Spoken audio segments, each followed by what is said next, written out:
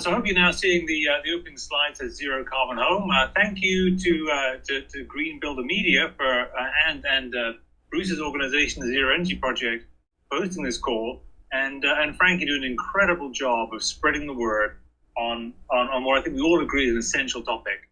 I'd especially like to thank Bruce Sullivan, and Joe Emerson, who helped me create this presentation, and Mike Cullinan, who's our MC this afternoon, and he's going to be feeding the questions from the chat box. You can submit those questions anytime. I'm very happy to take questions anytime.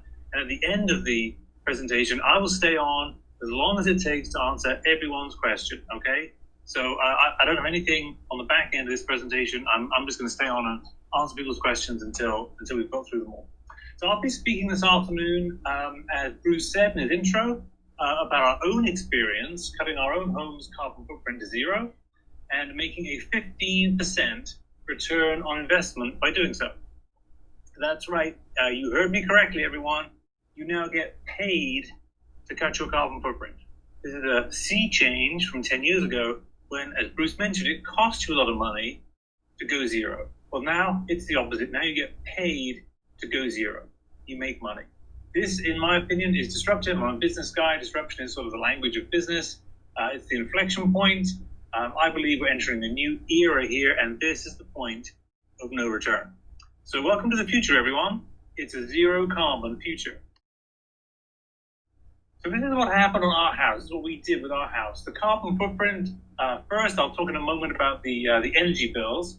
Our carbon footprint used to be about 30 to 35 tons of carbon dioxide every year. That's an enormous amount of carbon dioxide. Hardly even imagine what 35 tons of carbon dioxide looks like. And then in 2017, at the end of 2016, we installed solar panels on the roof of our house. I'll show you in a minute, and heat pumps to supplement, mostly replace, but supplement our oil-powered furnace. Combined, they cut our carbon footprint about 2/3, about 20 tons of carbon dioxide per year gone because of the solar and the heat pumps. And then the following year, we installed insulation, or I installed insulation on the ceiling of my basement. It was very easy, very cheap, very effective. And we installed triple-glazed windows, which I paid a contractor to do. That cut our carbon footprint another 50%. So by now, we're down to about 5 tons, starting from about 30 to 35 tons. And in the summer of 2018, I started to realize, hey, we could actually push this further and actually get to zero. And wouldn't that be kind of cool? So I put extra solar panels on the roof of my garage. So now we have 2 solar panel arrays, one on my house, one on my garage. And that took us to a zero carbon footprint for the calendar year of 2019. And just to put this into context, 35 tons per year is about equivalent to taking 10 gasoline-powered cars off the road. One house equal to 10 cars. This is huge. And I did not, when I started on this journey, I did not set out to go zero. I wanted to cut my carbon footprint, but I didn't think getting to zero was actually possible. So cutting it to zero was actually a surprise. Now, what was even more of a surprise is that I'm saving $11,000 a year on heating bills and electricity. So you see the next graph here shows the total energy bill. That's heating oil in our case, plus electricity combined. And it was about $11,000 for 2014, 2015, 2016. And then in 2017, we put in the heat pumps and the solar panels. 2018, the insulation and the triple-glazed windows. Middle of 2018, then the second solar panel array that got us to a negative energy bill for 2019. Now, what this means is the excess solar power that we contribute to the grid during the summertime earns me a financial benefit which exceeds what I actually spent on heating oil, which is tiny these days. So, 35 tons of carbon dioxide gone each year, every year, and forever. And $11,000 more in my back pocket each year, every year, forever. This is big. So a bit about me. I'm a Brit, if you can't tell already by my accent. I have a degree in physics from Oxford University. I came to America almost 30 years ago now to get an MBA from Harvard Business School. That's where I met this girl, fell in love, and she's now my wife and mother of my 3 children, and I decided to stay. During my career, I founded and I was CEO of 2 different biotech companies. Harvard Bioscience was one, BioStage was the other. I took both companies public. And then in 2014, I was involved in a very nasty road accident that nearly killed me. And while I was at home recovering, I did the research on cutting our family's carbon footprint. And as I did this research, I was really disappointed. There was no guidebook. I couldn't find a guidebook either at the library, on Amazon, or on the blogs and websites. I couldn't find the recipe book I was looking for. I would say, hey, here it is. 1, 2, 3, 4, do it, you're done. There's nothing out there. There's a lot of advice. But what I found is that a lot of that advice made energy sense, but did not make financial sense. And that MBA in me said that I gotta get to the bottom of this. I gotta analyze this because I'm not willing to spend my family's money on things that don't make financial sense. And the books that I wrote, Zero Carbon Home and Zero Carbon Pool, are the recipe books that I was looking for. It's what I wanted to know when I was asking myself the question, how do I cut my carbon footprint? And on the house, I'm saving $11,000 a year on energy bills, and the pool was $3,000 a year. I was spending, I now spend zero to run our swimming pool. And I wrote one book about each. Now, I do not work for or get paid by any supplier of equipment, no heat pumps, no solar panels, so I have no conflicts of interest. I'm not selling you anything here. I do sell the books, but everyone on this call is getting the book for free, so there's no conflict there either. And what happened after I published the books, I'm supposed to be retired, but what happened is homeowners started calling me and saying, hey, David, this is great. I love what you're doing, but can you just help me? Because maybe they'd had a bad experience with contractors or didn't have the time, and just wanted some help in getting it done. So I do that as well. And my advice is based on my own experience, but neither me nor the company is giving any investment, tax, legal, or financial advice. I'm not providing any guaranteed results either. And this afternoon, I'm not going to tell you what to do. I'm not going to tell you that you need to eat vegetarian, turn down your thermostat, wear a cardigan like Jimmy Carter, bike to work, or have fewer children, or even vote for Al Gore. In fact, I really don't care who you vote for. I don't really care whether you believe climate change is a Chinese hoax or it's an existential threat to humanity. I'm just going to talk about how to save money by cutting your carbon footprint.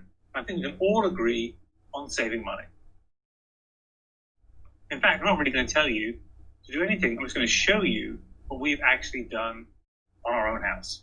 And it is a coincidence or perhaps destiny, but our family name really is Green. I got it from my father. I'm not making it up, just like I'm not making up anything else in this presentation. And my work's been quite widely publicized. I don't go through all the details. So how do we get the data to understand the impact of these different things on cutting our carbon footprint? It was from our own house primarily. Our house is standard construction, wood walls, 2x4 cavity walls, 2 stories, 5,400 square feet, so it's a bit bigger than average. Built in 1974. It had no energy efficiency features whatsoever before we went zero. And we live in Dover, Massachusetts, which has 5,800 heating degree days a year, which means we're about average for New England and pretty much all the way across to the Midwest. And what happened is each day for the last 2 years, I've measured the heating oil consumption and the electricity used by our home. Yes, that's right. That's the kind of super geek I am. I actually like this stuff. That's from the physicist in me talking. And then I use that data to build an energy model of our home. And if you're familiar with statistics, this model has an 80% R squared, which is very good. R squared varies from 0 to 100. And 100 means it makes perfect predictions. 0 means it's hopeless. And my model has 80% R squared in predicting the daily fuel consumption for our house.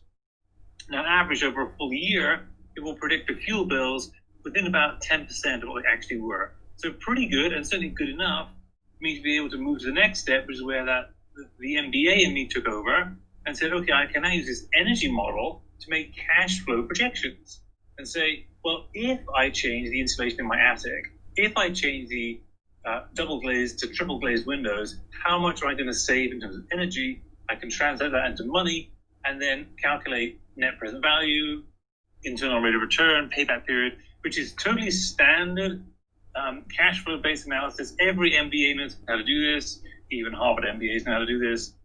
Everyone who's ever done finance classes, anyone who's in accounting or business, this stuff is basic stuff. So what I did is I then measured how much energy was cut by doing each one of what I call the Fab Four. That's heat pumps, insulation, triple-glazed windows, and solar panels, the program we did. And I've used a very similar method with our rental property, which you'll see some pictures of later on, and for all my consulting clients. Now, some of you may be saying, well, why are we having this conversation now? Couldn't we have had this conversation 10 years ago? And the answer is no. Because, as Bruce said in the intro, the cost side of this has really been the last barrier. The technologies exist, the products are now commercially available. You can get them from places like Home Depot and Lowe's. You can get them from heating contractors. This stuff is actually pretty widely available these days. But why now? Because the technologies have got substantially better in only the last few years. Insulation, for instance, you can now get R10 per inch up from R3 per inch for fiberglass. Heat pumps are now far more efficient enough now you can run them in the wintertime in the northern half of the country, not just in the southern half. Solar panels have improved enormously in efficiency and dropped dramatically in price, and triple-glazed windows are now 8 times better than they were in the 1970s. Plus, the subsidies from government, state and federal are very significant. So by combining those two, by following these examples, you can cut the carbon emissions from your home to zero, save thousands of dollars a year on heating and electricity, and make a good return on your investment. We have done it. So how do we cut our carbon footprint to zero? By installing the Fab Four: heat pumps, insulation, triple-glazed windows, and solar panels. This is easy to remember because the real Fab Four, that's the Beatles, yes, I'm a Brit, I know it shows, had lots of hits. HITS, heat pumps, insulation, triple-glazed windows, and solar panels. I'm going to go through each one in turn. So how do we go zero and make money? Well, we install the Fab Four, and we've got all the tax breaks and subsidies. So let's do heat pumps first. So the results for our heat pumps, this was the biggest single contributor to our cutting our carbon footprint. It cut it 47%, or about 20 tons per year. Its savings about $3,000 a year, mostly on heating oil. And the investment was net, that's after a couple of small subsidies, there's not much on heat pumps. It was about $26,000. It takes about 9 years to pay for itself. That's a 9% return on investment, and that's 9% after tax. So if you were to compare this to a taxable investment, like most investments are, like a stock market investment or a bond market investment, those are all taxable investments, and the interest or the gain on that would be taxed. So you'd have to have a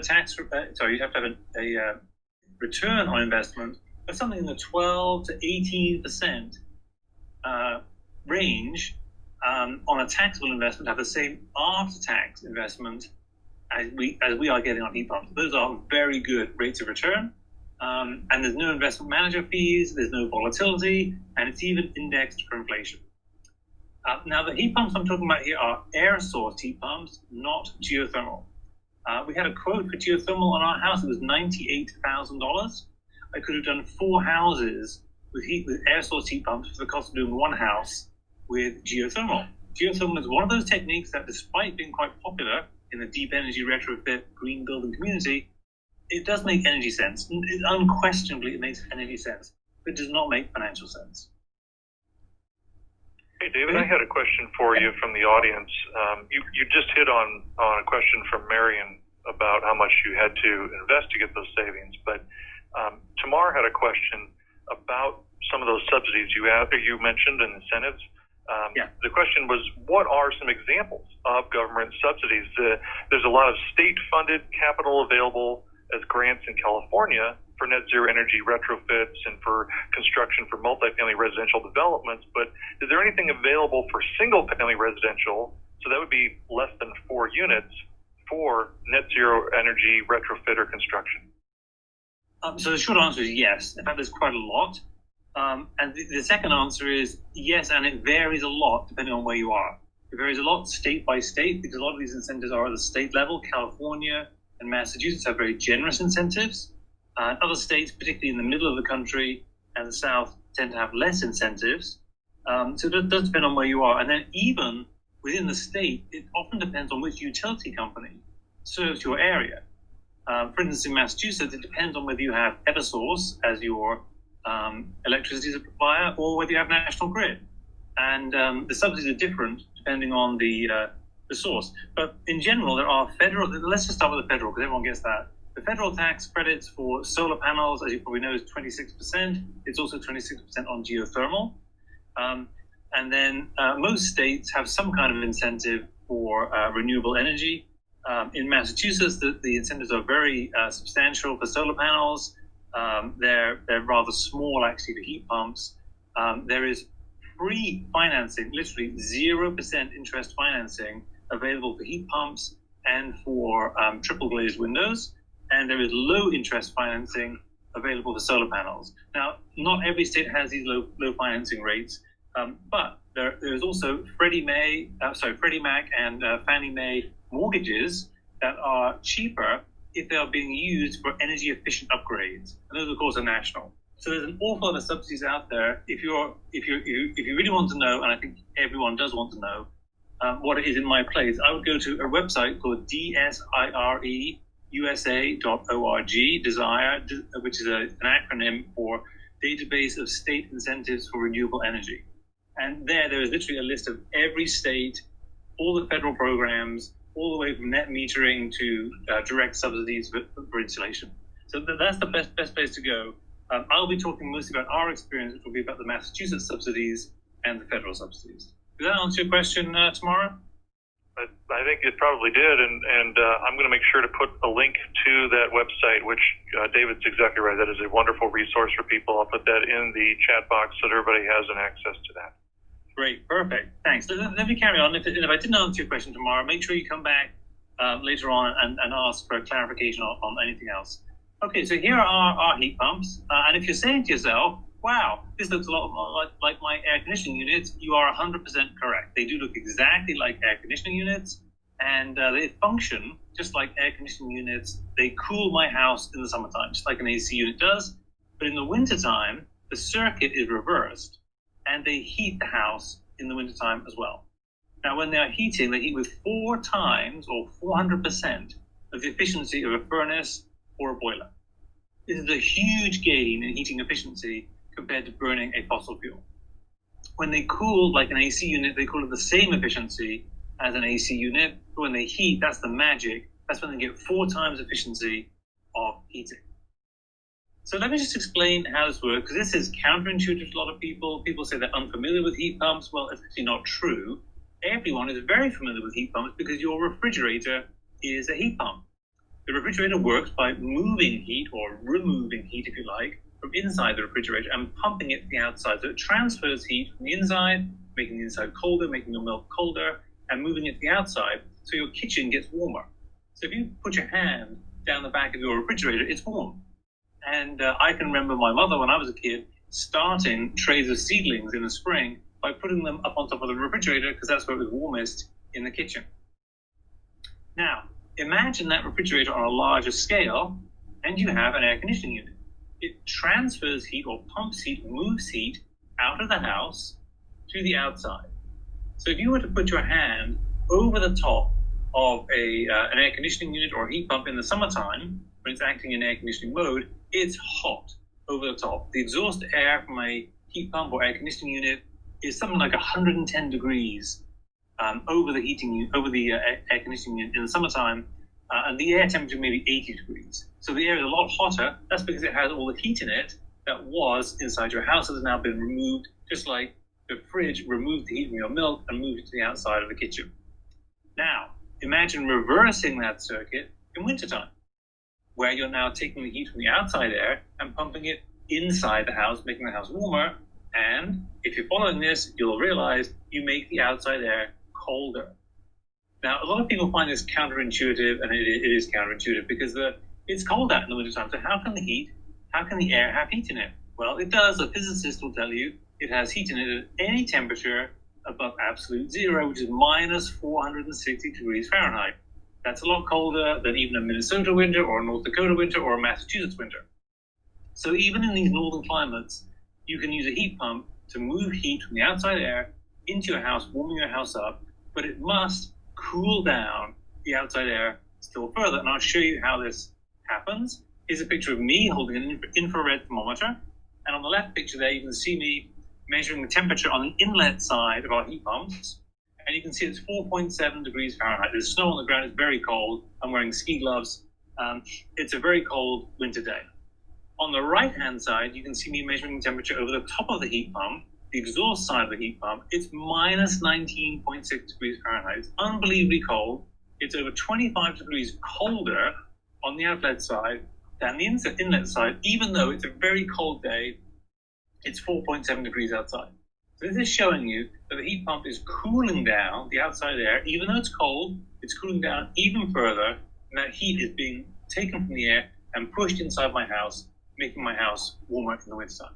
So this is how heat pumps work to keep your house warm in the wintertime, even when it's cold outside.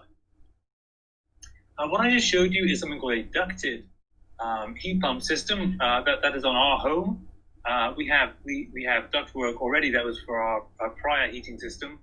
And so replacing the air conditioning units with heat pumps was very easy. We literally carted away the old ones, put the new ones in place. They even plug into the same breakers in the electrical panel. And so it's very easy to do a retrofit and upgrade from air conditioning units to heat pumps. If you don't have ductwork, though, as we don't at our rental property, and these pictures here on this slide are of our rental property in the same town in Dover, Massachusetts. And you can see the outside unit, sometimes called the condenser unit, there on the left. And the indoor units here, we paid a little bit extra to have these ceiling-mounted units. These units usually come as wall-mounted units or floor-mounted units. I prefer the look of these ceiling-mounted units. They sort of disappear and don't ruin the aesthetics of the place. So I like these guys. And these ones are from Mitsubishi. The previous ones for our whole house are made by Bosch. And like I said, I don't work with these guys. I'm not paid by them. I'm not advertising any of their stuff. I'm just giving you my advice based off my experience. So for details on which heat pumps we bought, I just told you, and the subsidies available and the zero interest loans, this is all in Chapter 2 of Zero Carbon Home, which you're all going to be getting for free at the end of this talk. So there's no need to write it all down. So I do not recommend geothermal. As I mentioned, ground source heat pumps, they will cut your carbon footprint. They are far too expensive compared to air source heat pumps. They just don't make financial sense, although they do make energy sense. And I do suggest that you leave your furnace in place, because even in Massachusetts, which isn't as cold as places like North Dakota, our heat pumps, neither the Bosch heat pumps at our home nor the Mitsubishi heat pumps at our rental property, can keep the house at 70 degrees if the outside temperature is below about 20 degrees Fahrenheit, which happens on about 20 to 30 days a year in Massachusetts. So on those days, we do burn heating oil. And the carbon footprint from that heating oil is more than compensated for, more than offset by the solar panel, the excess solar power we export to the grid in summertime. So let me just pause here for a minute and see if there are any questions, Mike, that you want to pass on, or if anyone wants to ask right now. Oh, we have many questions, David. So okay. Just limit it to a few, and then, like I said, I'll stick on at the end. I'll say on until the last question is answered. So you will get your questions answered today, but let's just take a few now so we don't completely interrupt the presentation. Sure. I'm going to keep them focused on just kind of the heat pump questions, since you've been hitting on the heat pumps. Yeah. Okay. So Alan wanted to know if I already have a heat pump for air conditioning, but not for hot water radiators, which are right now powered by gas. What should I do? Okay, good question. So let me just get that straight. So you have heat pumps for air conditioning, but not for heating. Did I get that right? Yeah, not for the hot water radiators. So the radiator, I would assume, would be his heat source, and it is currently powered by gas. Okay, so if you have the air conditioning units, then you have ductwork. So that's a good sign, because then it's much cheaper for you to add heat pumps to replace your air conditioning units. So the first question I would have, Alan, is how old are your AC units? If they're more than about 10 years old, they're not going to be very efficient, and they're going to start costing you money to repair them and service them. So it's probably time to start thinking about replacing them. When you replace them, don't replace them with air conditioning units, replace them with heat pumps, which will do air conditioning for you, but they will also have this huge benefit in the wintertime of giving you that heat at a 4 times efficiency compared to a fossil fuel furnace. But do not take your furnace out. Just leave it in place. And then on those bitterly cold winter days, the furnace comes on automatically. The thermostats that come with the heat pumps just seamlessly integrate with the existing fossil fuel furnace. So I never even think about turning my oil heating on. It just comes on whenever the heat pumps can't keep up because it's too cold outside. David, please. I'm sorry? David, can I interject something? You're exactly right. And what you've been describing are things called air-to-air heat pumps. So they're air source heat pumps, and they deliver their conditioned air to another, flow of air inside the ducts. For folks, especially those in the Northeast that really like to use hydronic heating, there are other devices that are called air-to-water heat pumps. And there's one that's made by Daikin, and there are a couple of others around that might be able to plug into the existing hydronic heating system. And this is also a case where your ground source heat pumps might be a good application if you want to heat your home hydronically. And that's because the ground source heat pumps can also heat water, and they'll heat water and air, and they can, again, plug into a retrofit system that's already there. I completely agree with you that in general, ground source heat pumps are far too expensive for most residential applications, unless that's a fairly large home. They're also, so they're good maybe for large homes, and I also think they're very appropriate for commercial buildings and larger structures. But for the size of most residential buildings, that a ground source heat pump is just too much. But there are these air-to-water heat pumps that kind of fall in between, and might be one option for people that want to stick with the hydronic heating systems. So this is David again. I completely agree with Bruce. I would just suggest if you're going to look into that, using a ground source heat pump to heat water for circulating around your house, just check the financial comparisons of the ground sourced approach versus the air sourced approach. You can get an air sourced heat pump that will heat the water to go around your radiators. It just won't heat it to 140 degrees Fahrenheit, the temperature that is currently going around your radiators. It would only heat it about 110. Still, that will keep your house warm, but it won't have the recovery time. It won't get your house warm as quickly as a fossil fuel furnace. I would definitely check it out and then just see which things make financial sense in your circumstance. Shall I carry on, or do you have another couple of questions, Mike? We got a couple other questions. I think some of them are have fairly brief answers, so I'm going to fire some away at you here. Rick wanted to know if the heat pump size to the final performance calculations, or did you actually size it in the HITS order? Very good question. So the answer is no. This was done kind of on the fly. Even though I used what is probably widely regarded around here in Massachusetts as the best HVAC contractor, I was literally the second customer in New England for these Bosch heat pumps. So even doing air source heat pumps is nowhere near as popular as air conditioning units, and therefore the contractors are not as familiar with it. So, and there was nobody out there, there was no guidebook out there for me to say, okay, David, this is what you do, A, B, C, and D, and you do it in this order. However, I now know what that order is. The order in which I did it is what I described in the intro. We did the solar panels first, the heat pump second, the insulation third, and the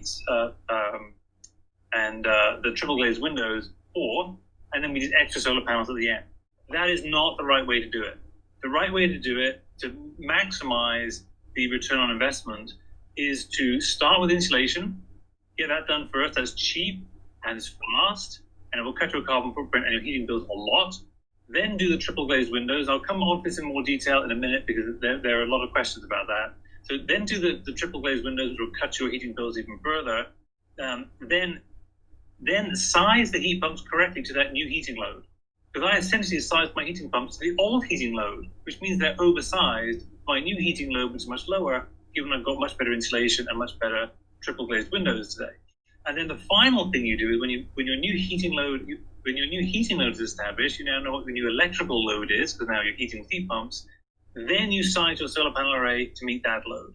So when I did it, I was kind of winging it on a lot of this stuff, and even though I did the sophisticated energy modeling, it wasn't that accurate.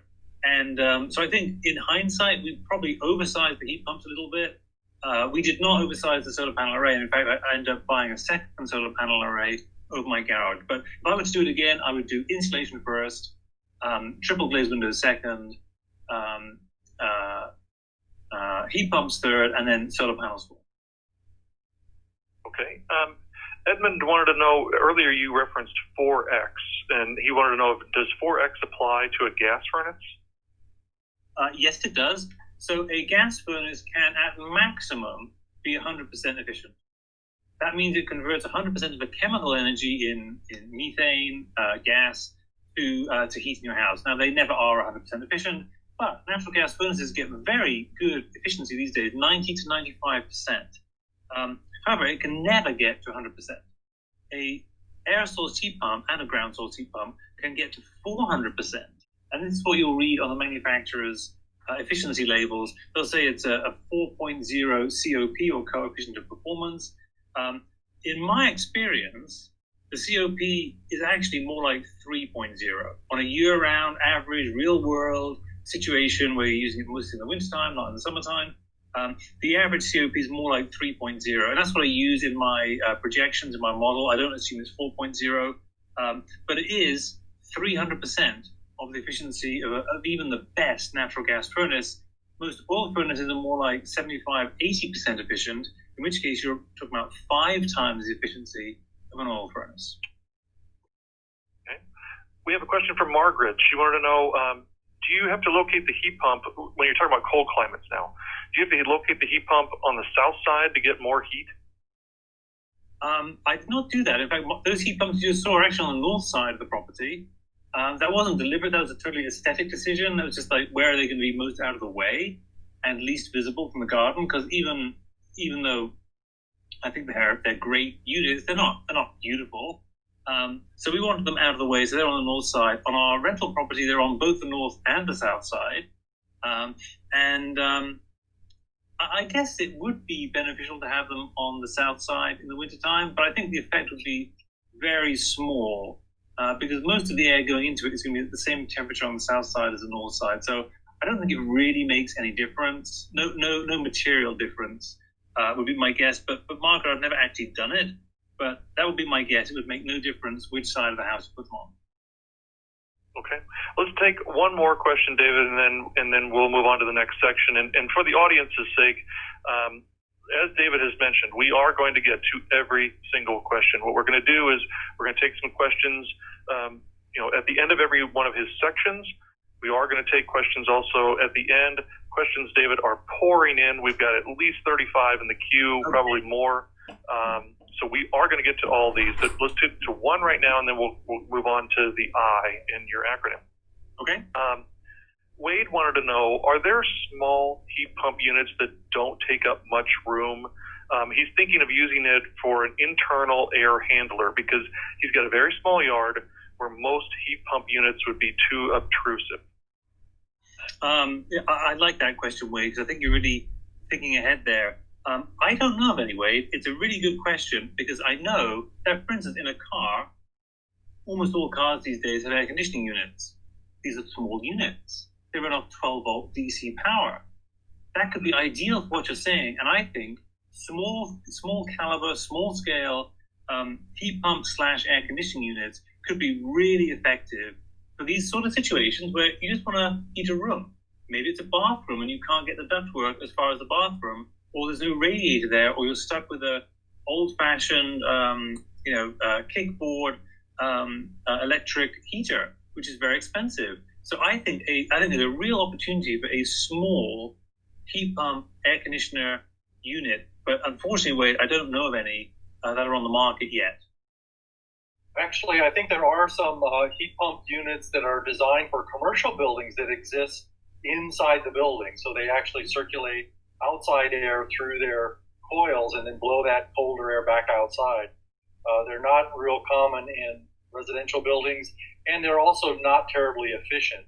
I think if you want to really minimize the exterior footprint of the heat pump, then a ductless heat pump, like David pictured a few slides ago, is a really good idea. These can be mounted on the wall, by the way, if ground space is the issue. They're very frequently mounted on outside walls. You have to worry a little bit about vibration noise being transmitted through the framing, but it is possible to do that. Let me just talk about one different thing, Wade, which is, this is a little bit of a tangent, but you'll see why this makes sense. I have another heat pump unit in my house. It's called a heat pump hot water system. And that is a traditional cylindrical tank. It's about 4'6" tall, which is my 80-gallon water tank. And sitting on top for about 18 inches more, there's the heat pump that takes heat from the air of my basement, so cooling my basement down and dehumidifying it, by the way, which is a great benefit, and putting that heat into the hot water tank. So that is a pretty small heat pump. The footprint is maybe 2 feet diameter, maybe 18 inches tall. So it's like a big hockey puck. Now, I don't think these are commercially available for the kind of application you're describing, Wade, but you can easily see how something like that could be adapted for a small room or something like that. You could even use the hot water as a hydronic heating system if you really wanted to. Now, I don't know if anyone has actually done this. I'm making this up as I go along. But I think you can see how these smaller heat pumps could actually be very useful for a single room or a place that's way in the far away from the furnace or the main heat pump heat exchangers, so you can put heat into a single room. So I think you're onto something here, Wade. I think there's a real opportunity here, but unfortunately, I think the market has not yet caught up with the need, and there really aren't any commercially available units other than those heat pump or water tanks. David, there was a couple of different attendees have conveyed to me via the questions box that you might want to look into the Minutair, Minotair. It's an air source heat pump and HRV combo that might work for that application. All right, I will look at that. Thank you. No problem. Okay, go ahead and keep on going, and we'll get to all of these questions in due time. Yeah, okay, great. Let's just carry on so make sure everyone gets through the whole presentation. The second component after heat pumps, insulation. The results for our installation saved about 7 tons of carbon dioxide, about 16%, about $3,000 a year. It cost me $1,000. I did the installation myself. It's paid for itself in about 3 months. That's over a 100% return after tax, indexed for inflation, no investment manager fees. This is the best return on investment I've ever made. I've spent a career in business. I've never made as good a return on investment as this. I wish I could invest my 401k in insulation. This usually pays for itself in just the first winter. And to put this in context, you will do far more to save the planet from global warming by insulating the ceiling of your basement than by buying an electric vehicle. Now, I know electric vehicles are very, they're very fashionable these days and very attractive, but they're not anywhere near as good an investment as insulating the ceiling of your basement. This saves just 7 tons of carbon dioxide per year. An EV, electric vehicle, will save about 2 tons a year. And the EV will cost you about $50,000, and insulating the ceiling of your basement will cost you about $1,000. The EV won't save you any money. Insulating your basement will. So this is hands down a better way to save money, a better way to save the planet from global warming than buying an electric vehicle. You're probably all familiar with this. 3 different main types of insulation. Blown-in cellulose on the left, about R3 per inch. Insulation is measured in R values. More is better. Fiberglass, about R3 per inch. The standard pink Owens Corning stuff in the middle. And spray foam on the right, which is a bit better at R5 per inch. Now let me show you what we did on our house. We have a flat roof. So you can see on the left there's 10 inches of fiberglass. And plus, we put on top of it 2 2-inch ISO boards. ISO board is basically spray foam in a board, which makes it very easy to handle. You don't have to hire a contractor. You just screw it into the rafters yourself. That made our roof R50, which is very good. However, our basement was about R2. So all the heat in our house is now leaking out through the basement. And so I installed 12 inches of fiberglass, about R38. It's very easy. I just push it up in between those rafters. You can see right there. It may not be the prettiest job we've ever seen, but it's very effective. Now, if you live in Massachusetts like we do, MassSave is a government program. It will pay, I'm not making this up, it will pay 75% of the cost of insulating your attic or your basement up to $2,000. So for a $500 investment out of your back pocket, you can buy $2,000 worth of insulation and save you $1,000 a year. Now, there's pictures of peaches growing in my tree, on my garden in the summertime. And you can see they're so heavy They're weighing the branches down, almost the grass there. This is the lowest hanging, ripest fruit in the zero carbon garden. Now, if you don't live in Massachusetts, go to desireusa.org. You can get all the state incentives. Most states do have some kind of incentive for insulation. Massachusetts has the MassSave program. Many states have similar kinds of programs, but check that state by state. But I encourage you to really pick this low-hanging ripe fruit, pick it by the bushel load, because this will save you tons of money. So details all in chapter 1 in Zero Carbon Home, and I've got the desireusa.org website listed here. And I do not recommend you take off your siding, thicken the walls with insulation, and replace your siding. This is actually quite common in the deep energy retrofit community. If you go and see the blogs and the websites to see stories of people doing this, it does make energy sense, but it is far too expensive compared to insulating your roof and your basement. Now, we had a quote on our house to do this. It was, brace yourselves, it was $150,000 to take off the siding on our home, add a 2-inch ISO board, and put the siding back in. It isn't another technique like geothermal that makes energy sense but makes no financial sense. And like I said, I've got a Harvard MBA. I did not want to do things that were investments that made no financial sense. We spent $1,000 to insulate the ceiling of our basement. So let's pause here, Mike, and take any questions there are on insulation. Okay. Let me scroll down. I was actually catching up to some of the heat pump questions and getting them down and covered, but let's see. Give me just a second, David.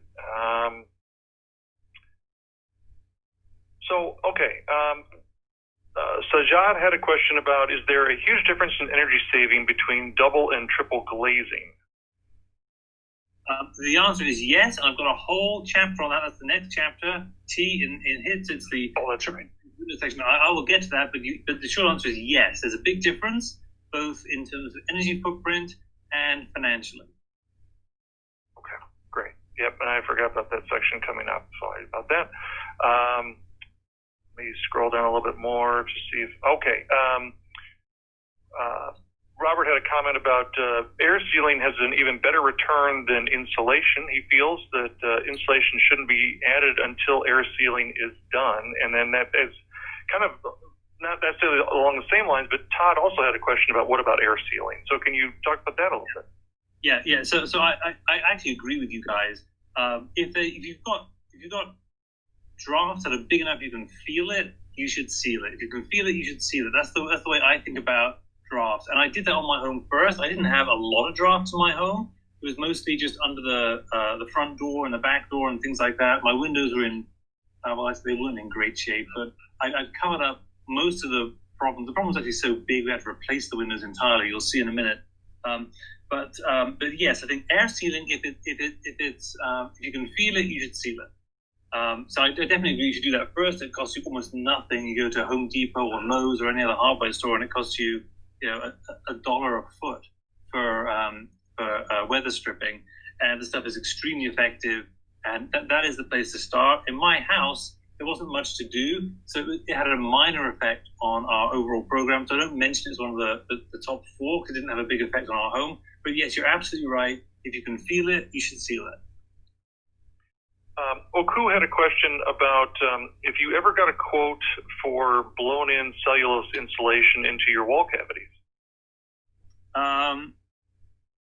So the short answer is no, I have not. And that's true for both my house, our rental property, and clients of my zero carbon consulting business. I've never done blown-in cellulose in the walls. I know people who've done it, and people are very enthusiastic about this because it has a very low embodied carbon footprint. But I've never actually done it myself. Okay.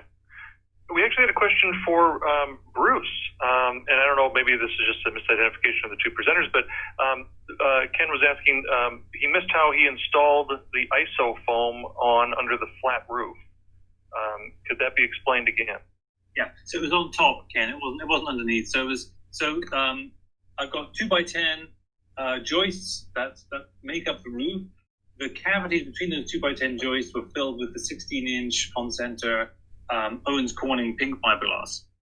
And then on top of those boards was screwed down I'm sorry. Then there's a plywood. There's a layer of plywood over the top of the rafters. Then on top of that, there's 2 layers of 2-inch iso boards, which are literally just screwed down into the rafters from above. And then on top of that is the rubber membrane that makes the house watertight. Well, hey, speaking of water, we've got a couple of vapor barrier questions that I want to share with you, David. So it's kind of not necessarily a 2-part, but they kind of go together. So Jay's asking about if you considered installing an airtight membrane for vapor control when you insulated your roof or basement. And then Joe immediately asked a question along the same line, saying, are vapor barriers required for new insulation? So can you talk a little about vapor barriers? Yes, let me answer the second one first. That is very dependent on your local code. So I can't really give any general advice. In general, I think if I was building a new house or heavily renovating a house, I would definitely consider some level of vapor barrier and air barrier as well, because that goes back to the point we were talking about earlier about the air tightness. And Robert asked a question about air sealing. So yes, you really do want to tighten up the airflow through your house, and that usually means some kind of membrane. However, we did not do that on our house. And we have a rubber roof, so that is kind of like a membrane up on the roof, but our walls don't have it. Our walls did not even have Tyvek. Our walls were built in 1974, and they're standard 2x4 construction. If you're lucky, there's some kind of paper underneath the siding, but sometimes there is, sometimes there isn't. So we did not explicitly add any vapor barrier. Now, I do think they're good products, and they will help you overall reduce dampness in your house and reduce airflow in your house. But part of what I'm saying here is we were able to get to zero without having an airtight house. Our house, it's certainly improved. Our triple-glazed windows are much better airtightness than our old double-glazed windows, which were falling apart. And our doors and things have been sealed with weather stripping, which I put in. But we have not got anywhere near to passive house levels of airtightness. And part of what I'm saying here is you don't need to. Do I think it's a good idea? Yeah, it probably is a good idea to reduce the airflow in your house. I totally accept that. If you can feel it, you should seal it.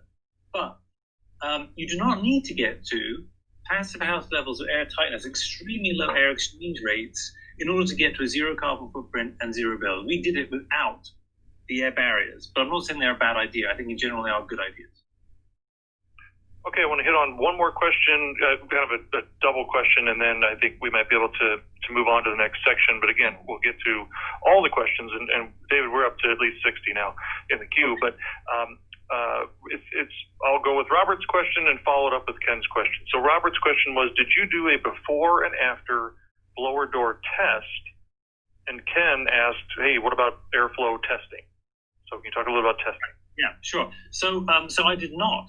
Is the short answer, and that's sort of like a kind of a rebellious approach to doing this, because the advice you can find out there is you need to start with a blower door test. You need to pursue the passive house standards of really reducing the air changes per hour to very, very low levels. You need this airtight, moisture-tight enclosure, and I'm not saying that's wrong. I think that's a good thing to go for. What I am saying is you can get to zero carbon and zero bills without doing that. And therefore, I want to take away one of the myths, which is that you need to have this airtight envelope in order to get to a zero carbon footprint. You do not. We've done it without. And our house was built in 1974. It's a pretty drafty design. It was not designed to be airtight or thermally tight. It's a pretty standard 1974 2x4 wooden wall construction with 4 inches of fiberglass and drywall on the inside, and we actually have redwood cedar siding on the outside. So, it's a pretty standard construction. There's no sill plate ceiling. There's no top plate ceiling. There's no continuous air barrier around the living space. The ceiling of the basement is now insulated with fiberglass, but there's no airflow barrier. You can see just the fiberglass exposed in the basement there. So I really just want to put this out as a way of saying you don't need to have this obsession with air tightness that I believe passive house has. I'm not saying it's a bad thing.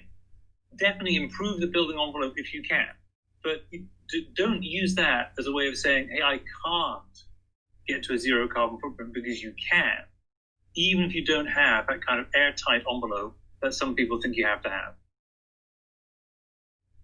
And we did not do blower door tests either before or after. So that was your quick question. No, we did not do blower door either before or after. I'm actually very curious. One day I probably will do this just to find out how many air changes per hour we have, just so I can say, hey, look, we have a zero carbon footprint and zero bills, and we have, I don't know what the number is, 1 air change per hour, whereas the passive house standard is, I don't know what it is, I'm making up 0.1 air changes per hour. So I would like to do that, but I did not do it as part of this program.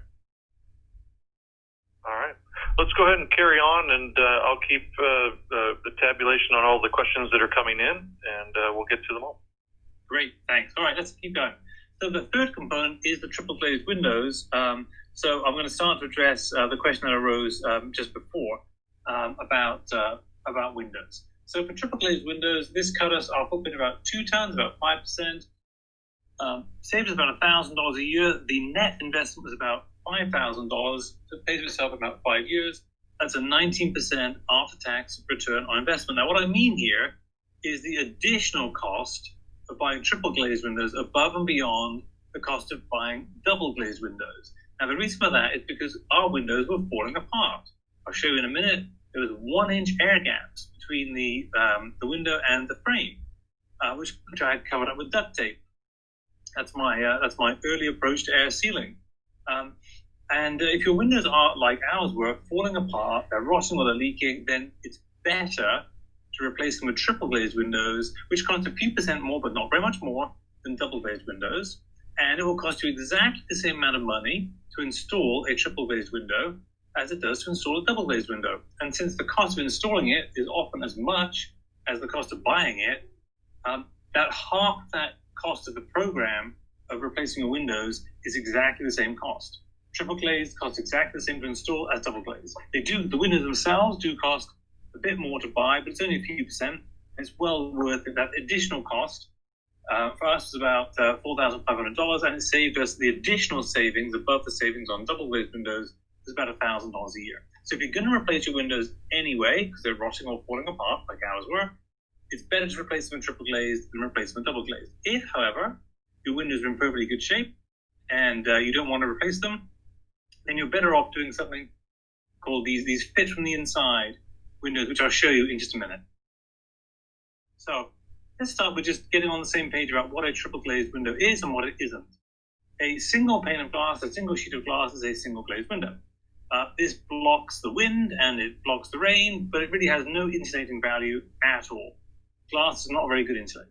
A double-glazed window has 2 panes of glass, and it has a single 1-inch air gap, or argon or krypton, between the 2 panes of glass. It's the air that does the insulating, not the glass. A triple-glazed window has 3 panes of glass with 2 half-inch air gaps. So it has double the insulation of a single-glazed window. And a double-glazed window plus a storm window is not a triple-glazed window. A triple-glazed window must be sealed, so the air stays there.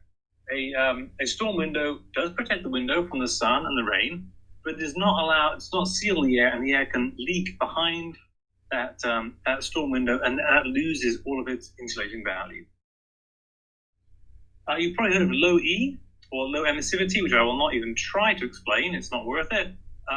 But what it does is it means the glass is now contributing to the insulation. It's not just the air that is contributing to the insulation. So single-glazed R0.75, double-glazed R2, triple-glazed over R3, triple-glazed low E, R4 to R6.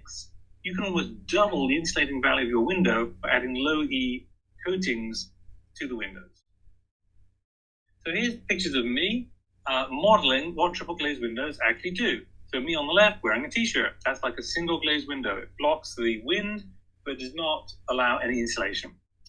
The second picture with the green sweater, it's like having a double-glazed window.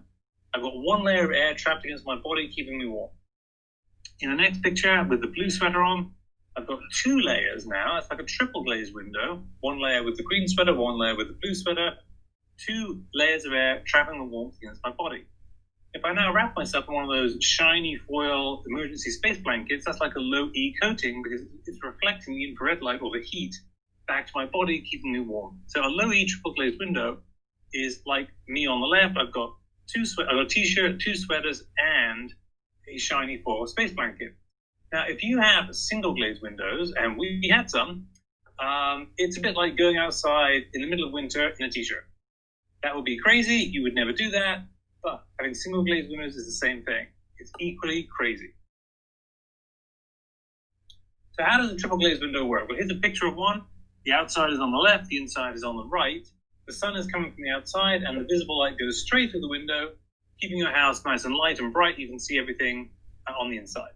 The ultraviolet light, though, is the light from the sun, which causes sunburn, and has very high energy, and it will fade your carpets, and it will fade your photographs.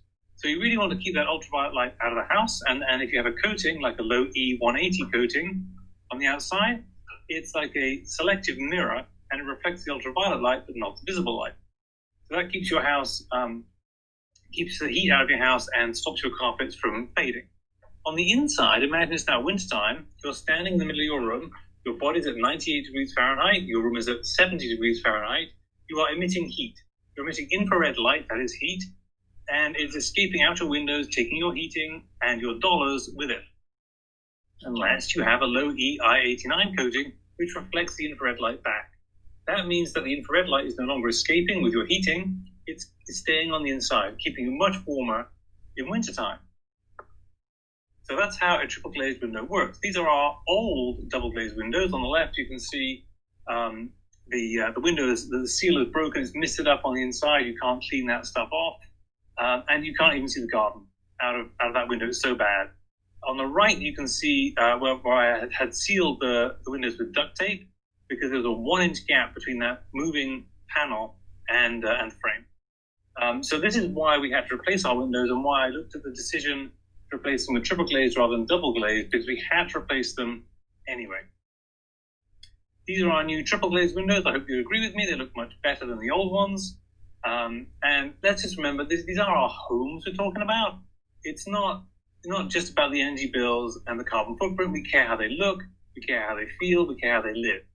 And here you can see our wood-framed triple glazed windows. Of course, wood conduct less heat than metal. And triple glazing conducts far less heat than the old double glazed windows, and the low E coatings improve that even more, and we can now see our garden. Now, if the windows are in perfectly good shape, it makes no financial sense whatsoever to take them out and replace them with triple glazed windows. If they're rotting or falling apart, replace them with triple glazed rather than double glazed. But this is now at our rental properties upstairs, where there were original single glazed windows. And these divided light windows are very common in Massachusetts and throughout New England. When these are single glazed, they are very, very energy inefficient. So rather than take them out and replace them with triple glazed, it would have been probably $5,000 per window by the time you count the insulation cost. Instead, I tried something else, which is these fit from the inside window inserts. I tried 4 different manufacturers. One is Alpina, one is Indo, one is Window Inserts, and one is Inner Glass. And on the next slide, I'll show you, this is how I evaluated them. I used an infrared camera.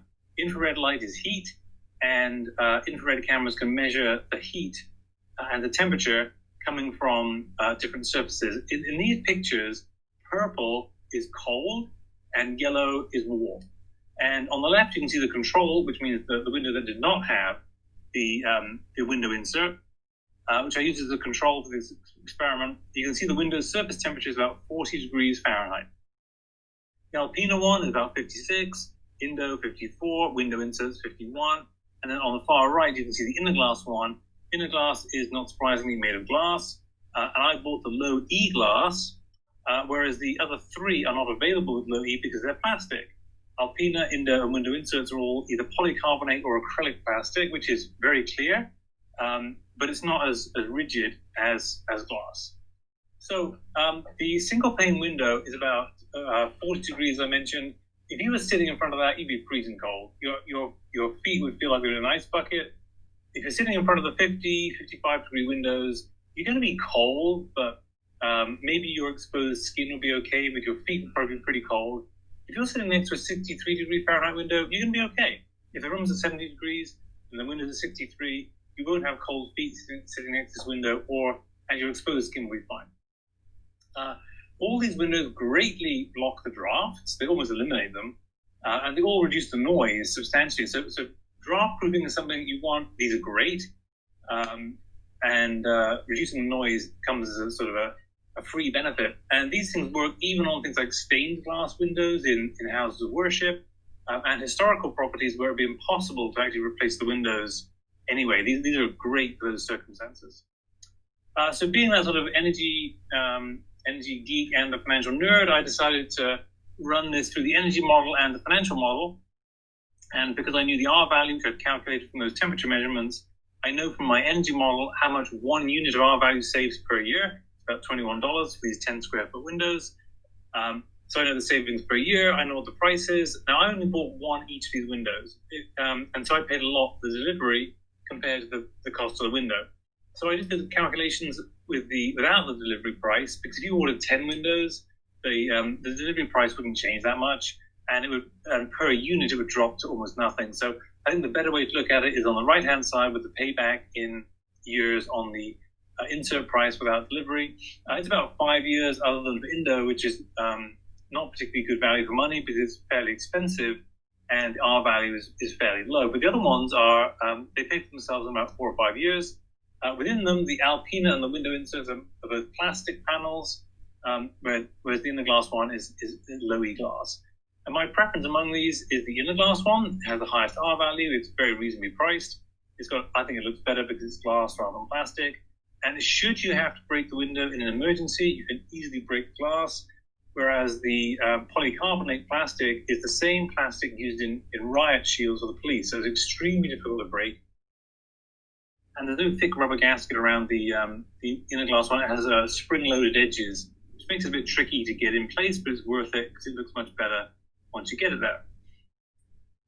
So to go into all the details, it's in Chapter 4 in Zero Carbon Home, which you'll all get at the end of this talk. There are different types of low E glass you should use in different locations, particularly south-facing windows are different to north-facing windows. There are zero interest loans available in Massachusetts, or you can visit desireusa.org for every other state.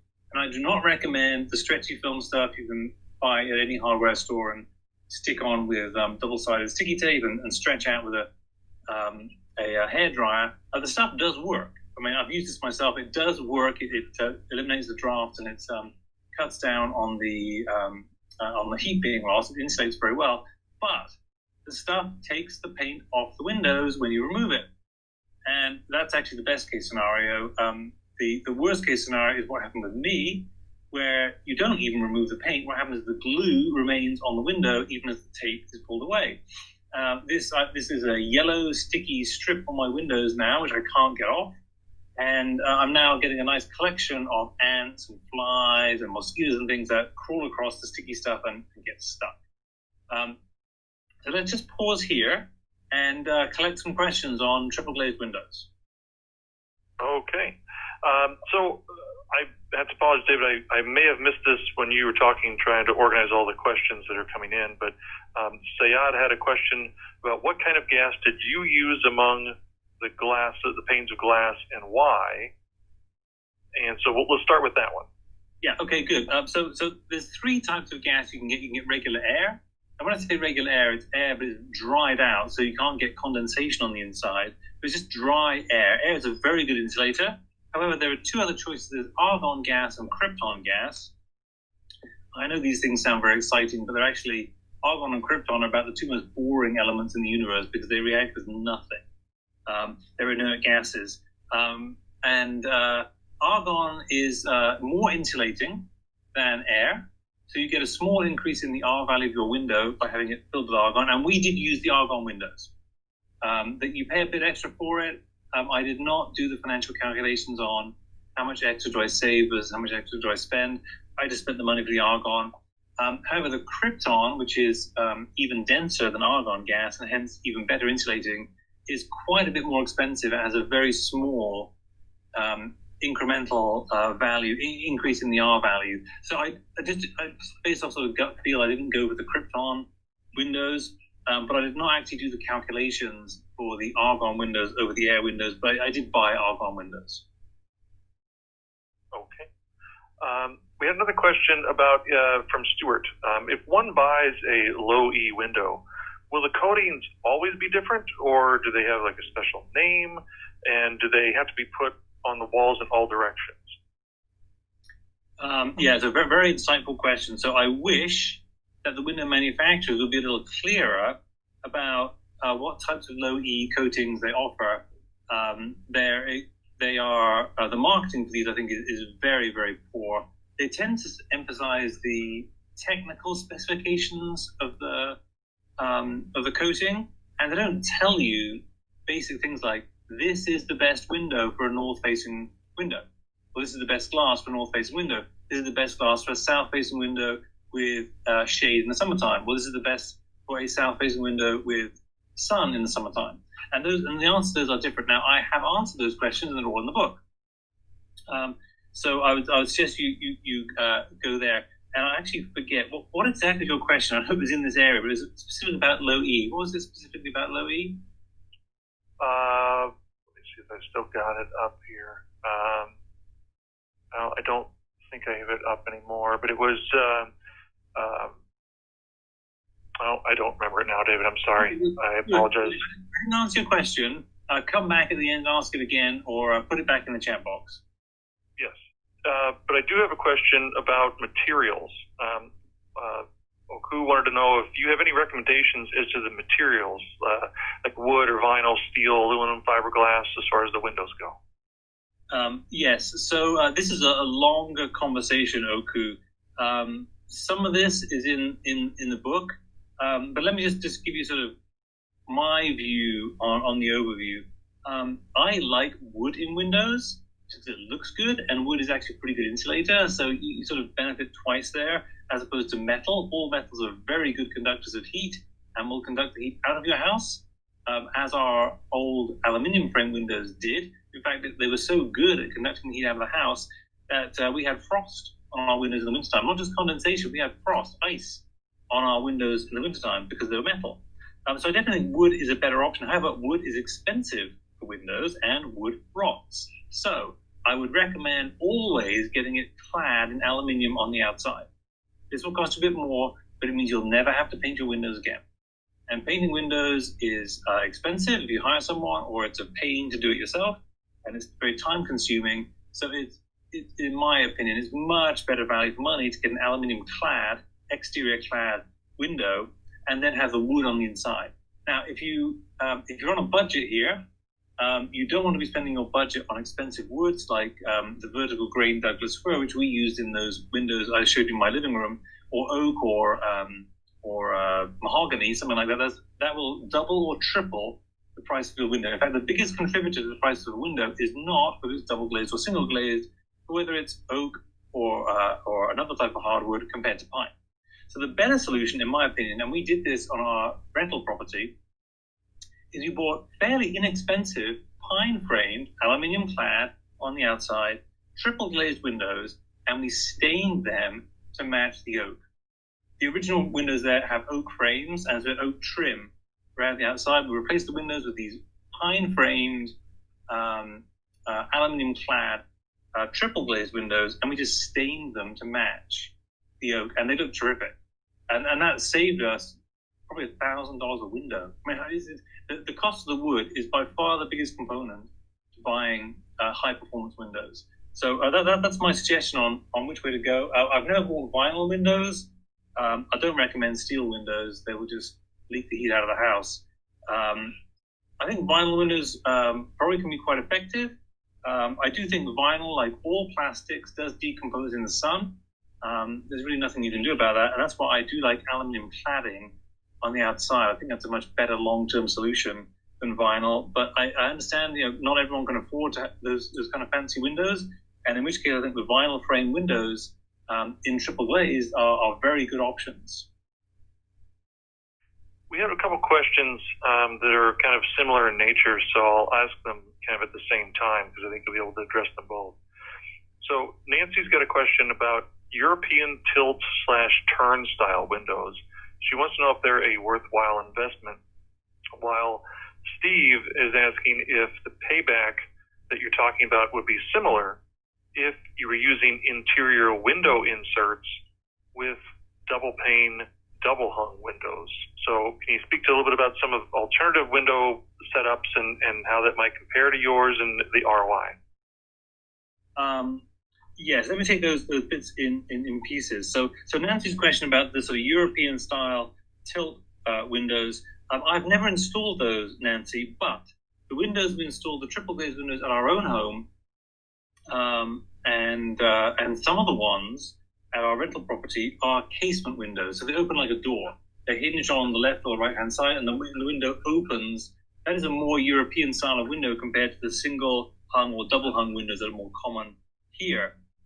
So everything I'm talking about in terms of investment return is actually either for those sliding glass patio doors, which you saw in the pictures, or it's for casement windows. We have no single-hung or double-hung windows in our house. Our house is kind of a modernist design, so those double-hung windows wouldn't be right stylistically. Also, single-hung and double-hung are very difficult to seal from a draft point of view. So you can do it if you need to do it from a historical building point of view or something. But my recommendation, if it goes with your house and you like the look, is to go for the casement style windows, because I know they work very well. They seal very well. I've not had experience with the tilt type windows. I know what you mean. They're sort of like casement, but they hinge at the bottom rather than at the side. So I'm guessing they would seal very well when they seal closed. You probably clamp them closed. So I think they would be better from an air sealing point of view than double hung or single hung windows. But I've never actually used them myself, Nancy. I'm sorry. And there was a question about the payback on the interior window inserts with double pane, double hung windows. Yeah. Yeah. So Steve, on the windows I showed you, some of those are they're all single glazed windows. Some of them are casement windows, and some of them are I think they're single hung, not double hung windows. So I've had an experience with both types there, and those are the R values I calculated for the window insert. I did not calculate the R values, but I did. But I just didn't display it for the windows as they were. So, but just based off what I recollect, the R value of the underlying window, the underlying single glazed, double hung, or single hung, compared to the casement window, it was no different. They're single glazed at the end of the day, and that's what contributes to the insulation value. So I don't think there'd be any difference in payback if you're putting these window inserts onto single hung or double hung compared to the casement style windows. Okay, and then Ray just kind of wanted to file just a comment that the seal that is used in double and triple glazed typically has a desiccant to help remove moisture. We were talking about moisture earlier too. So. Yep.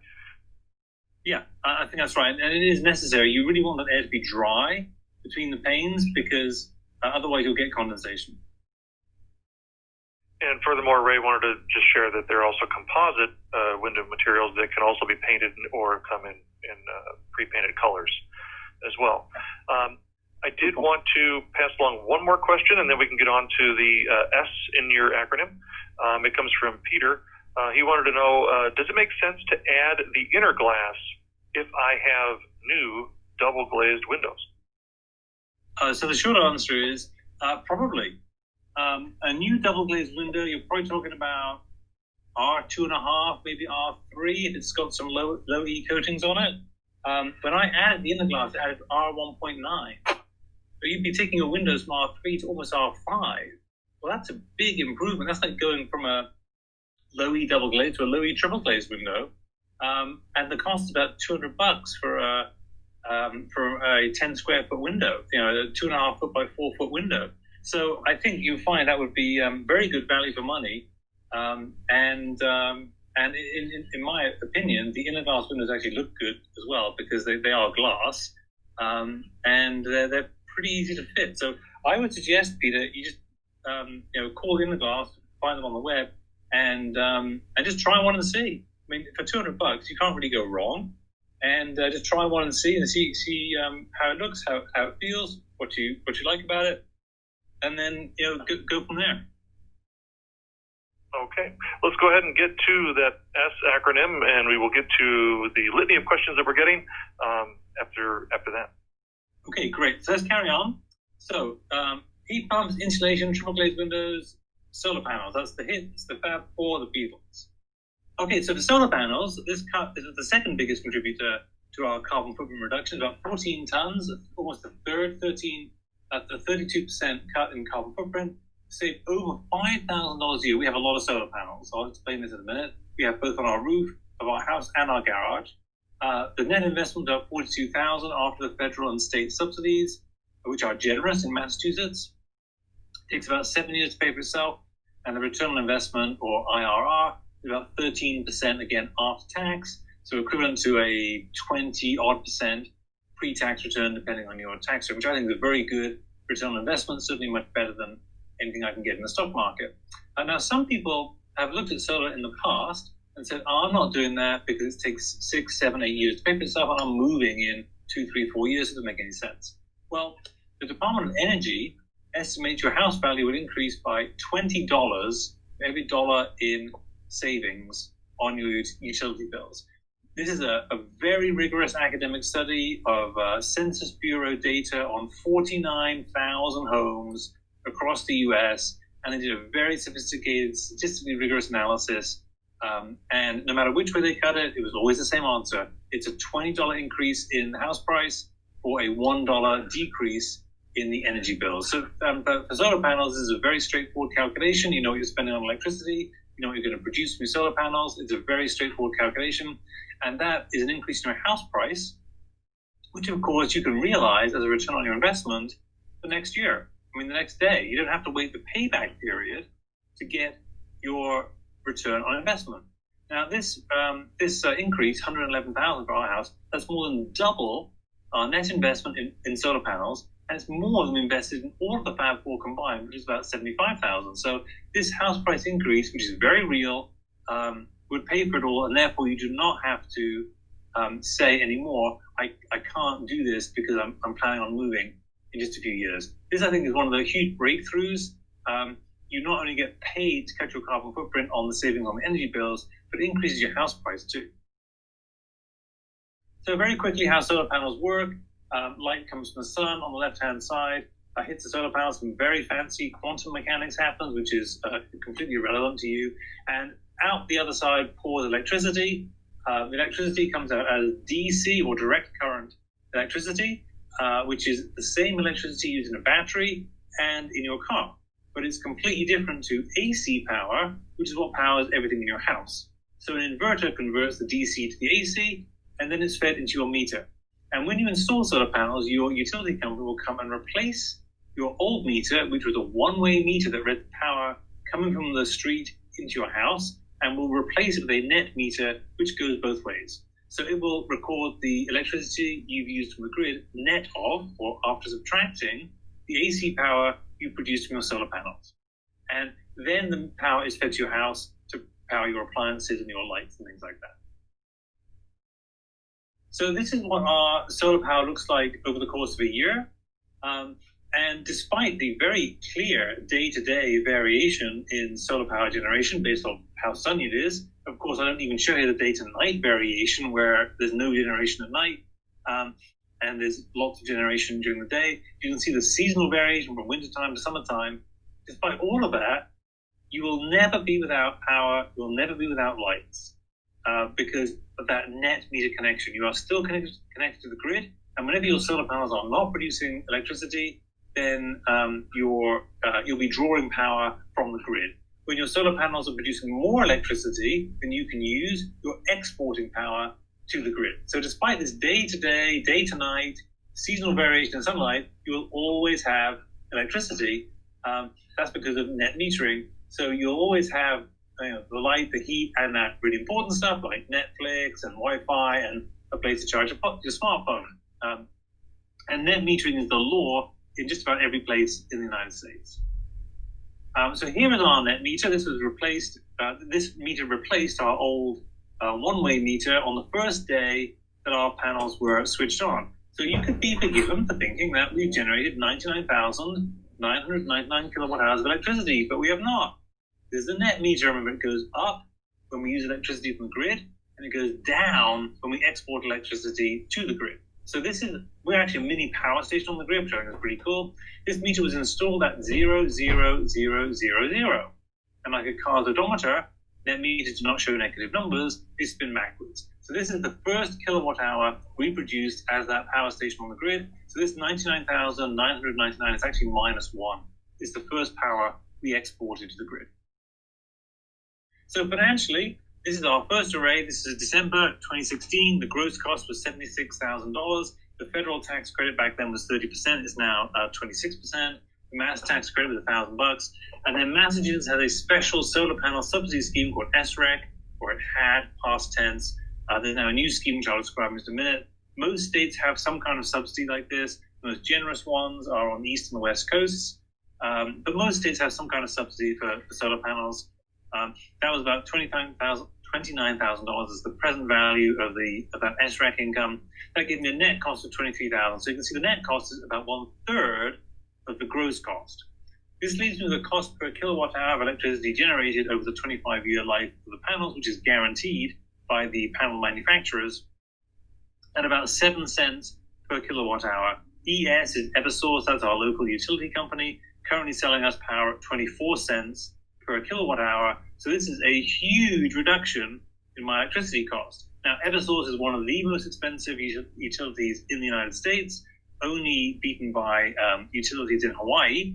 And most of the US is lower than this. It's in the mid-teens for cents per kilowatt hour. But even so, from say 12, 13, 14, 15 cents per kilowatt hour, 7 cents is incredibly cheap, a big cut in your electric bill.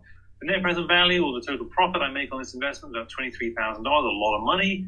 It makes a return on investment of about 12%, again, after tax, and breaks even or pays for itself in about 8 years. Now, in addition to that, the Department of Energy estimate is our house price has increased by $71,000, or about 3 times the net cost of the solar panels. Now, remember, this is December 2016. In March 2017, we installed the second solar panel array, 17.6 kilowatts, which is actually bigger than the first array. It cost me less money, $56,000 up front versus $76,000. The federal tax credit was 30%, mass tax credit $1,000, present value of mass SREC income $24,000, the net cost $14,000. So just compare that net cost $14,000 to $23,000. So in 18 months, the cost of me installing a bigger solar panel array is almost half. And not quite, maybe it's 60% of the cost of the first solar panel array. This produces power. It's in a slightly shadier location. This produces power about 5 cents per kilowatt hour compared to 7 cents for the first array. Again, Eversource at 24, average in the US is in the mid-teens. The cheapest power I've ever come across in the United States is actually Bruce Sullivan's home, where he pays 5 cents per kilowatt hour because he has a municipal power and light company, which often have very good deals and produce power very cheaply. So at the cheapest power in the United States, at Bruce's home, this would be about break even, which makes it pointless. But everywhere else, other than Bruce's home, you're going to make money and save money in your electric bills by installing solar panels. The net present value, or the profit, for me was almost $30,000, about 14% return on investment, and 7 years to break even. Now, the Massachusetts subsidy scheme has been replaced. It's no longer SREC, it's now called SMART. Because I have this consulting business now, I recently reviewed bidding under the SMART program for one of my clients. This was in the 4 to 6 cents per kilowatt hour range. This is unbelievably cheap electricity. Even Bruce might be happy with this. So what was good value in 2016 is even better value in 2020. This is despite increasing tariffs and declining subsidies. And the reason for that is because solar panels have got better and cheaper in the intervening years. So this is how to do proper financial evaluation of solar panels. This is the Harvard MBA and me speaking. You don't need to do this. The details for how to do this, if you want to do it, is in the book. But you just go to the Energy Sage website run by the DOE, and it will compare the bids for you. So you don't have to do any of this financial analysis. You do it all on the same basis. It saves you the headache of comparing bids on spreadsheets. I highly recommend using the DOE website. But if you do need to do this, perhaps because your bidder is not on DOE, not on Energy Sage, then the right way to do this is illustrated in the book. Here's our first solar panel array, 46 panels on our roof. And for the details on the technical and financial evaluations, all in the book. The lease loan cash purchase options, all in the book. For the subsidies, either in Mass or desireusa.org. And I do not recommend the solar hot water panels. This is another one of those makes energy sense, does not make financial sense things, just like geothermal and taking up your siding and thickening it. They make energy sense, but they do not make financial sense. So let's just pause here. Mike, and if you could just pass on any questions there are about solar panels. Oh, many questions. Let's deal with the topic of battery storage. Yep.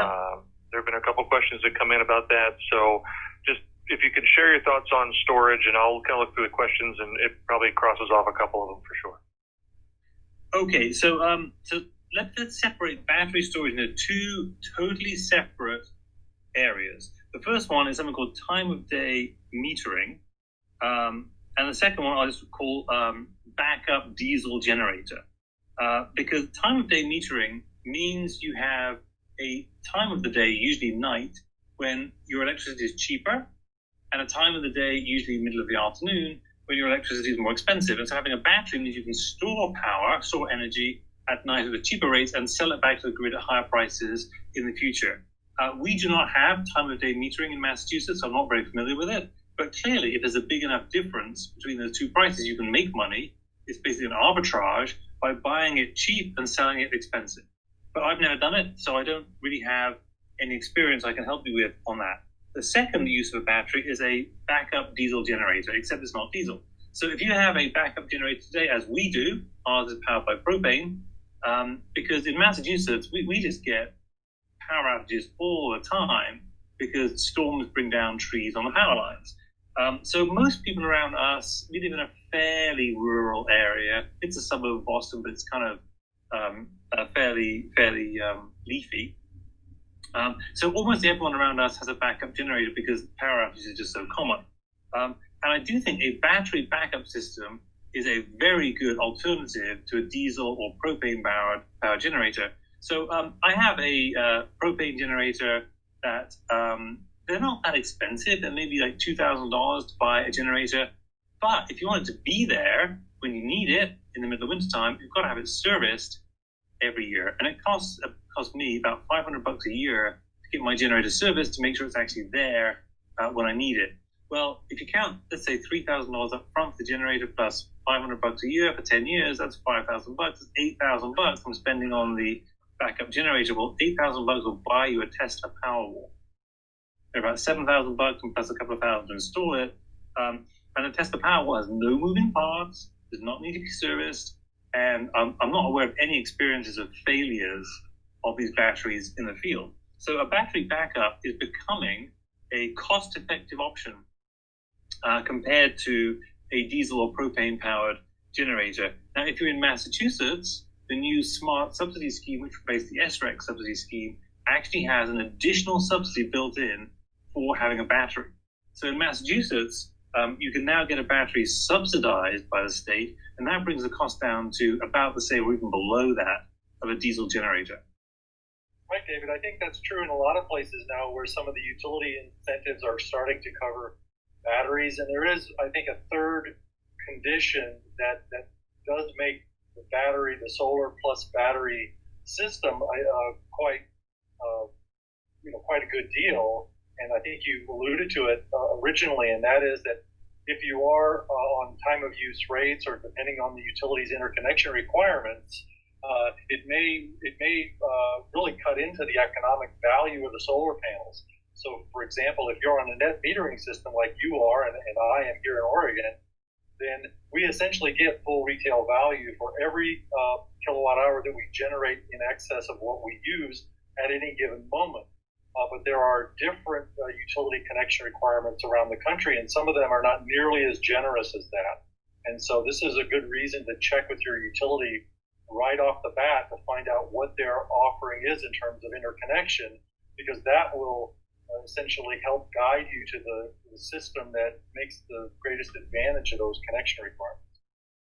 Yeah, so I totally agree with Bruce on that. This is something that is definitely affected by the net metering rules, which are highly specific, even utility company by utility company in your area. And for instance, in Massachusetts, you get automatic full net metering at 100% value up to a 10 kilowatt system. But if you go over 10 kilowatts, you only get 60% of the value of the exported power above the 10 kilowatts. So this dramatically reduces the utility of doing time of day or time of use tariffs, which don't even exist in Massachusetts. It's kind of a theoretical question, but it does point out that you really need to do your homework before thinking that a battery storage system for use on a time of use tariff is going to make you money.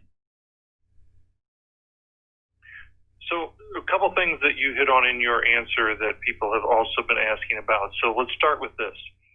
John wanted to know if you can describe the Massachusetts Solar Loan Program. Yes, it's very easy, actually. The Solar Loan Program is for up to $35,000, although there are circumstances in which you can get up to $60,000 for up to 10 years, and it's a low interest rate loan. So the way this works is you actually go to a local bank and you borrow the money from them, but the government, the state government, buys down the interest cost. So instead of it being, I'm making up the numbers, but instead of it being, say, 5% or 6% loan to you, it's 3%. And the subsidy, the buy down of the interest rate gets more generous for lower income customers. So it's a very good value for money solar loan, and usually, almost universally, is a better option financially than getting a power purchase agreement or a solar lease for your solar panels. The implied interest rate on those solar leases is typically 10 to 12% per year. So you're paying an awful lot of money to the solar leasing company. In fact, in many ways, these solar leasing companies are more in the leasing business than they are in the solar panel business.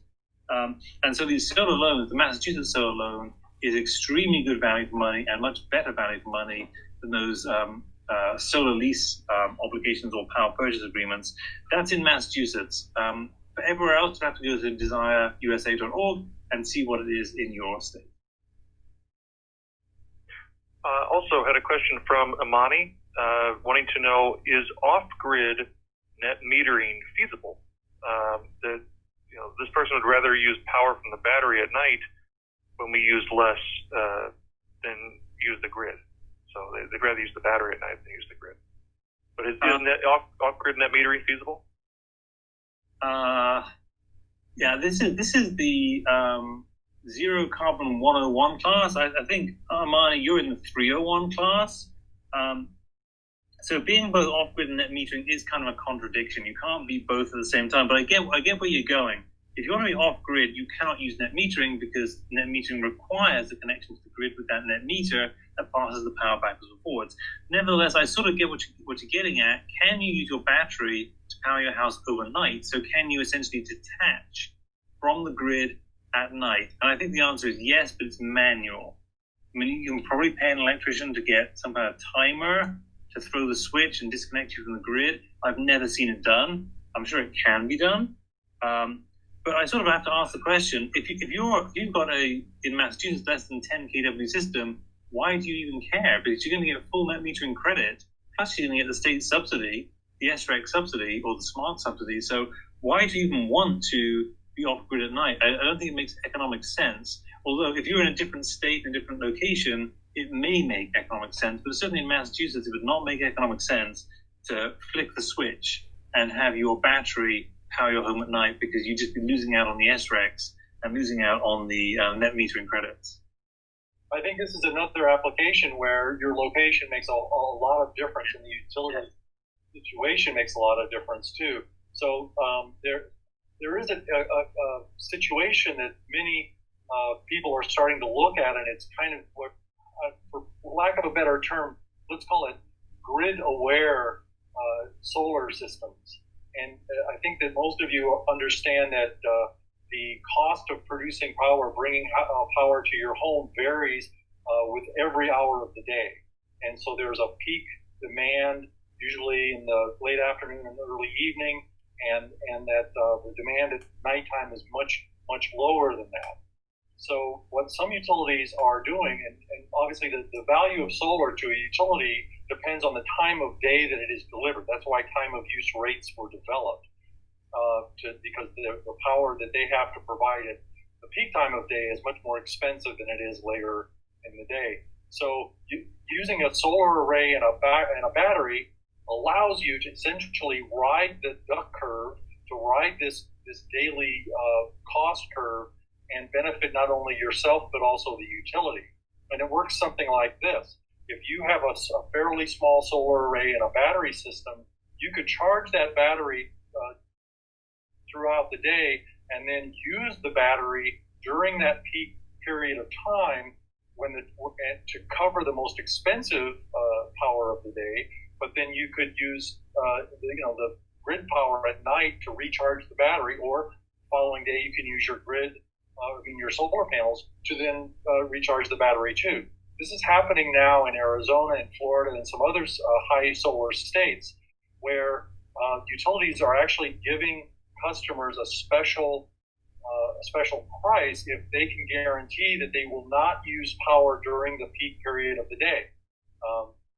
And this is a very exciting thing, because it's not truly zero energy, but it kind of optimizes the building for a utility interaction and helps kind of spread the load of energy use across many different customers. So this grid optimized approach is actually kind of interesting, and it does reduce the size of the solar system that each house would need, but it also brings the cost of energy way down.